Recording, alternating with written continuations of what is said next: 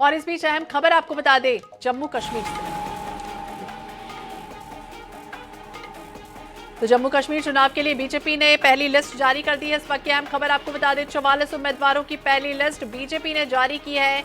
इस वक्त की अहम खबर जम्मू कश्मीर चुनाव से रिलेटेड सामने आई है, जहां पूर्व डिप्टी सीएम निर्मल सिंह को टिकट नहीं मिली है। इस वक्त की अहम खबर आपको बता दें जहां जम्मू कश्मीर और बीजेपी ने उम्मीदवारों की पहली लिस्ट जारी की है, जिसमें पूर्व डिप्टी सीएम निर्मल सिंह को टिकट नहीं मिली है। जम्मू कश्मीर विधानसभा चुनाव के लिए बीजेपी ने अपने उम्मीदवारों की पहली सूची जारी कर दी। इसके पहले आपको याद होगा INS 24/7 ने आपको बताया था कि कल ही सीसी की अहम बैठक हुई थी, जिसमें एक कयास था कि जल्द से जल्द पहली लिस्ट जारी हो जाएगी और अब वो नाम जारी हो चुके हैं। और ये सबसे बड़ी बात है, जिसमें पहली लिस्ट में पूर्व डिप्टी सीएम निर्मल सिंह को जगह नहीं मिली, यानी कि टिकट नहीं मिली है।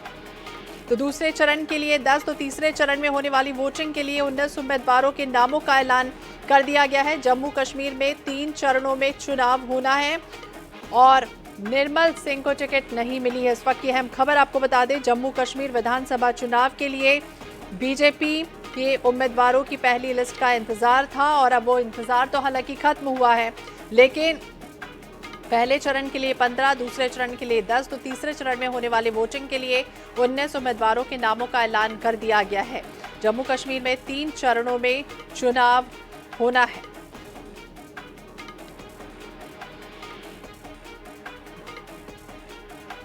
तो इस वक्त की अहम खबर आपको बता दें सामने आई है, जब जम्मू कश्मीर में बीजेपी की पहली लिस्ट जारी कर दी है। उम्मीदवारों के नामों के ऐलान जो है वो भी हो चुका है। इसके पहले बीजेपी केंद्रीय चुनाव समिति की अहम बैठक हुई थी, जिसमें पीएम नरेंद्र मोदी, जेपी नड्डा भी शामिल हुए थे। पहले चरण के 15 और दूसरे चरण के 10 प्रत्याशी भी इसमें शामिल हैं। तो इस वक्त की अहम खबर आपको बता दें इस लिस्ट में 44 उम्मीदवारों के नाम हैं और भाजपा केंद्रीय चुनाव समिति की अहम बैठक हुई, जिसमें पूर्व डिप्टी सीएम निर्मल सिंह को टिकट नहीं मिली है। इस वक्त की अहम खबर है, जहां बैठक में विधानसभा उम्मीदवारों के नामों पर चर्चा हुई। पहले चरण के 15, दूसरे चरण के 10 प्रत्याशी घोषित किए गए हैं। तो पहली लिस्ट जारी हो चुकी है। इस वक्त की अहम और ताजा खबर सामने आई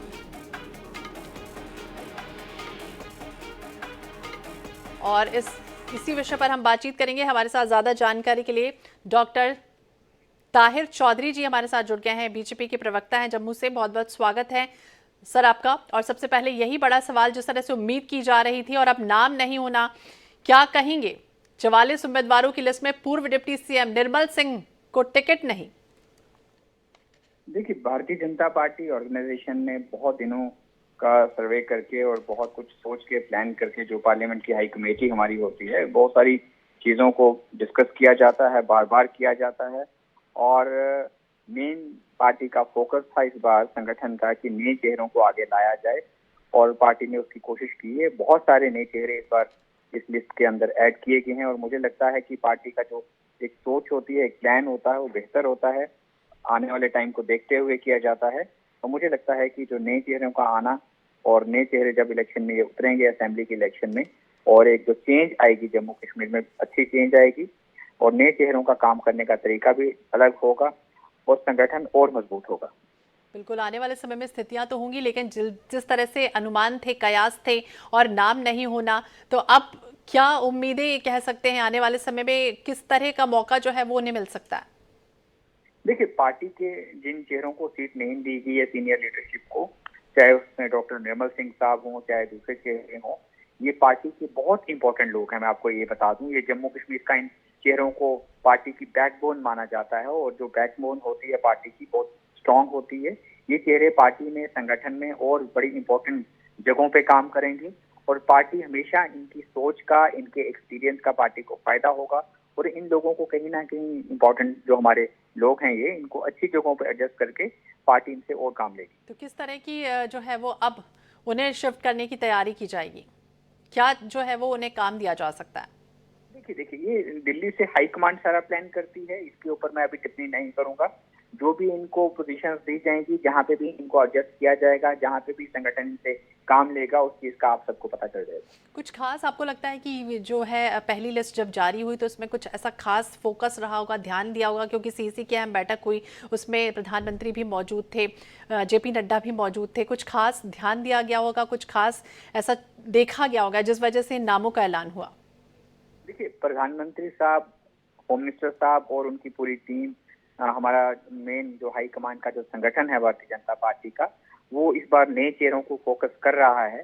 और मुझे लगता है कि नए चेहरों को इस लिस्ट में लाना पहली बार, बहुत यंग चेहरे हमारी पार्टी में इस लिस्ट में आए हैं। और वो जो नए चेहरे हैं बहुत लंबे टाइम से पार्टी में ग्राउंड जीरो पे काम कर रहे थे, और जब नए चेहरों को भारतीय जनता पार्टी सीट देती है तो एक जो असेंबली इलेक्शन की जो एक काम करने का तरीका है, और तो हमारा वोटर है, जो मेन इंपॉर्टेंट वोटर है भारतीय जनता पार्टी का, उनमें एक नई ऊर्जा आती है। उनको इस चीज का एहसास हो जाता है कि वाकया में भारतीय जनता पार्टी किसी परिवार की पार्टी नहीं है। कभी भी किसी को भी एमएलए की टिकट मिल सकती है, कभी भी किसी को मेंबर ऑफ पार्लियामेंट की टिकट मिल सकती है, कभी कोई चेयरमैन बन सकता है, कभी कोई राज्यसभा में जा सकता है। ये भारतीय जनता पार्टी तो जा सकता है, लेकिन दूसरी तरफ अगर हम बात करेंगे, भले ही निर्मल सिंह को टिकट नहीं मिली, लेकिन 2 कश्मीरी पंडितों को जरूर टिकट मिली है। इस बार अनंतनाग पूर्व से वीर सराफ और हब्बक दल से अशोक भट्ट को उम्मीदवार बनाया गया। चाहे अशोक भट्ट जी की बात की जाए, चाहे वीर सराफ की बात की जाए, वीर सराफ बहुत लंबे टाइम से श्रीनगर में संगठन के साथ जुड़ा हुआ काम देख रहे हैं, काम कर रहे हैं। वो हमेशा मुझे लगता है डे नाइट काम करने वाला इंसान है। चाहे अगर अशोक भट्ट जी की बात की जाए तो एक हमारा वो चेहरा है जो कश्मीर में हब्बा कतल में हमेशा पार्टी का झंडा लेके, तिरंगा लेके सबसे आगे रहते हैं, और हर हालात में, कैसे भी हालात हो, कैसी भी सिचुएशन हो, आप चाहे वीर सराफ की बात करें, चाहे अशोक भट्ट की बात करें, ये वो चेहरे हैं जो हमेशा पार्टी को आगे लेके चलते हैं, संगठन का काम करते हैं, कार्यकर्ता के बीच में रहते हैं, कश्मीर में कार्यकर्ता के छोटे छोटे इश्यूज को आगे लेके चलते हैं। ये वो लोग हैं, बहुत पुराने लोग हैं, और इनको अगर टिकट मिली है तो बहुत अच्छा एक मैं फैसला मानता हूँ। बहुत अच्छा हो सकता है, लेकिन ताहिर जी ये भी समझना चाहेंगे बीजेपी की स्थितियां इस तरफ इस बार किस तरह की दिख रही हैं, क्योंकि जब 35A और 370 धारा हटाई गई उसके बाद से स्थितियां थोड़ी विपरीत दिख रही हैं बीजेपी के लिए, ये कहा जाता है, और ये कयास भी है, और दूसरी तरफ विपक्ष भी यही कहता है।